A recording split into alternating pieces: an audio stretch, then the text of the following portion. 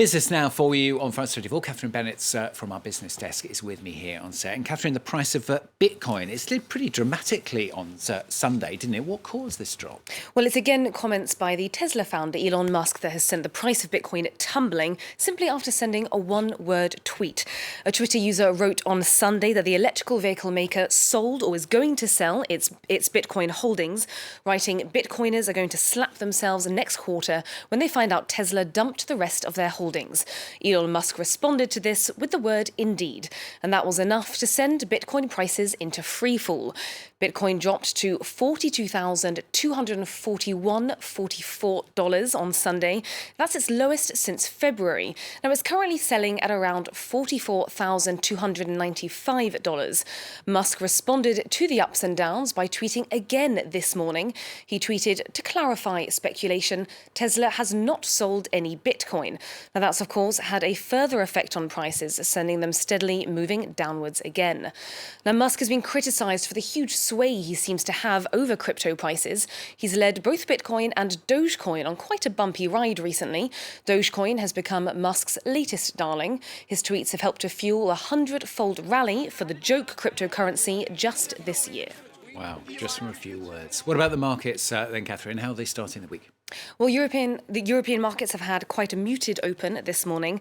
The FTSE and the CAC 40 were both up around 0.1%, while the DAX is just behind at 0.1%. Meanwhile, in Asia, Chinese stocks seeing a boost, with the Shanghai Composite and the Hang Seng Index up over 0.5%, and Japan's Nikkei, however, trending downwards at almost 1%, and the Kospi dropping as well over or just under 0.5%. Going to talk about telecommunications now. The world's largest telecommunications company, AT&T, it's nearing a huge merger with its rival Discovery. But Catherine, what impact would that have, do you think, on the media landscape? Well, this deal is massive. It brings together two of the largest media businesses in the US, and it will immediately create a media giant with an enterprise value of $150 billion. That's bigger than Netflix or NBC Universal. Now, the deal would merge AT&T's media business, which includes CNN, HBO, and Warner Bros., with Discovery and its successful streaming service. Now, such a major transaction could end up triggering a round of media deals as companies try to get bigger and bigger to compete with this new juggernaut, alongside, of course, social media platforms such as Facebook, YouTube, or TikTok. Now, the French President, Emmanuel Macron, is this week hosting twin summits with African leaders and chiefs as well of global financial institutions, hoping to drum up financial investment to help already fragile African economies recover from the COVID-19 pandemic. That's right, and today's conference is all about Sudan. The aim is to reduce its crippling $60 billion debt and attract foreign investors. Emerald Maxwell has this report.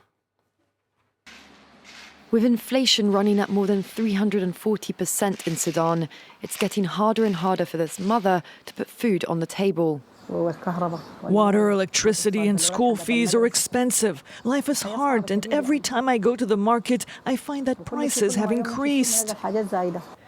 She's one of millions of Sudanese struggling through an economic crisis that's deepened as the country tries to emerge from decades of isolation and conflict.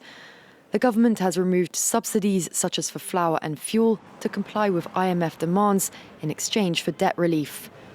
A colossal debt that amounts to over $60 billion, 200% of the country's GDP.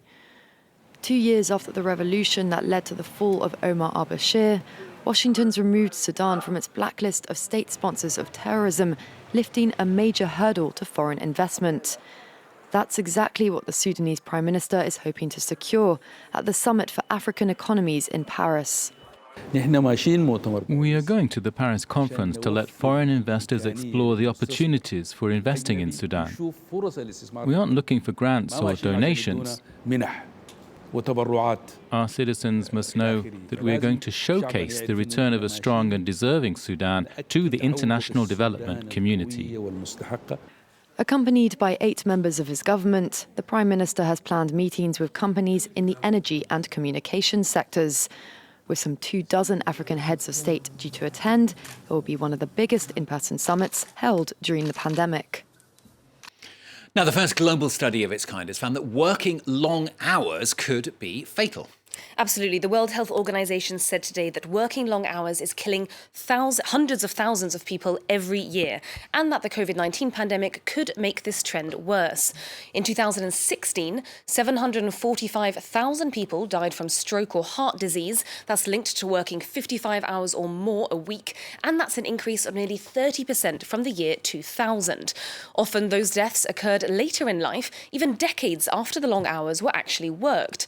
The WHO says that limiting hours worked improves worker productivity and is, of course, better for your health, which is, of course, as good a reason as any to make sure that we all take our holidays and improve our work-life balance. You better go home quickly. I'm out of here. Yeah, even though she's meant to be doing another news bulletin in 3 hours' time.